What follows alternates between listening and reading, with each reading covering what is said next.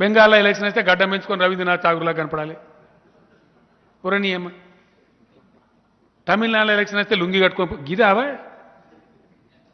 ఈ ట్రిక్కుల మీద భారతదేశానికి కరెంట్ వస్తుందా? ఈ బట్టలు మారిస్తే వస్తుందా? గవిదప్ప వచ్చిందా ఈ దేశానికి? పంజాబ్ ఎలక్షన్ ఉంటే సర్దార్జీ పగిడి పెట్టాలి, మణిపూర్ ఎలక్షన్ ఉంటే అక్కడైనా టోపీ పెట్టాలి, ఉత్తరాఖండ్లో ఉంటే ఉత్తరాఖండ్ టోపీ పెట్టాలి. గిది టోపీలా? బెంగాల్లో ఎలక్షన్ వస్తే గడ్డం పెంచుకొని రవీంద్రనాథ్ ఠాగూర్లా కనపడాలి పురణీయం. తమిళనాడులో ఎలక్షన్ వస్తే లుంగి కట్టుకో గిదావా